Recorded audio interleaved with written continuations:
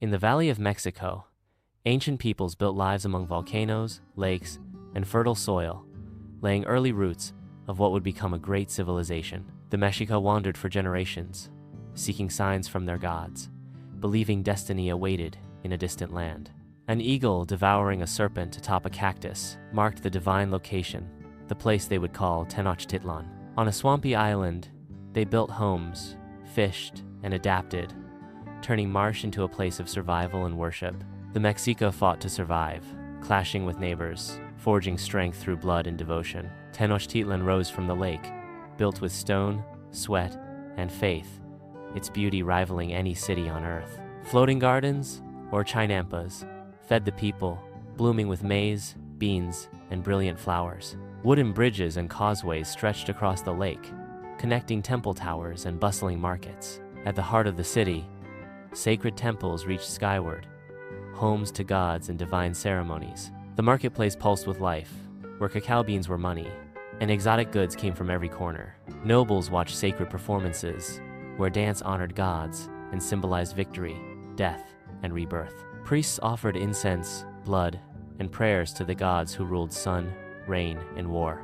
Human sacrifice was a sacred duty, meant to nourish the gods and ensure balance in the cosmos. The great calendar stone marked cycles of time, carved with symbols of fire, suns, and destruction. Children were raised with disciplined boys, prepared for war, girls for motherhood and the hearth. Artisans crafted feathered masterpieces, transforming vibrant plumage into royal headdresses and sacred fans. Aqueducts flowed from mountain springs, bringing fresh water into the heart of Tenochtitlan. Warriors trained relentlessly, their shields and obsidian blades extensions of their will and pride. Emperor Itzcoatl forged alliances, conquered enemies, and created a powerful political foundation.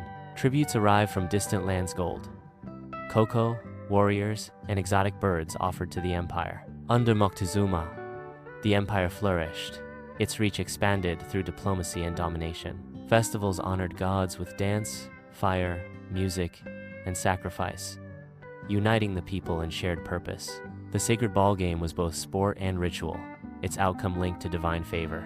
Women spun threads into beauty, their hands weaving stories into every pattern and cloth. Priests chronicled history in codices, sacred books of bark and vision, preserving laws and legend. Emperor Ahuidzotl led armies across the land, expanding borders with blood and brilliance. The empire stretched far, connected by tribute, trade, and a fierce grip on loyalty.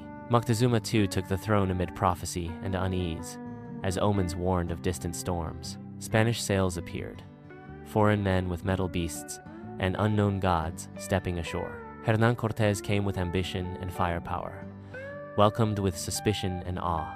First contact was a mix of wonder and warning, with gifts masking fear. Aztec spies tracked the Spaniards, while enemies of the empire became unexpected allies. Moctezuma welcomed Cortés, seeking peace, yet unknowingly opening the gates to ruin. The betrayal was swift. Temples looted, gods defiled, the empire shaken. La Noche Triste brought fire and blood.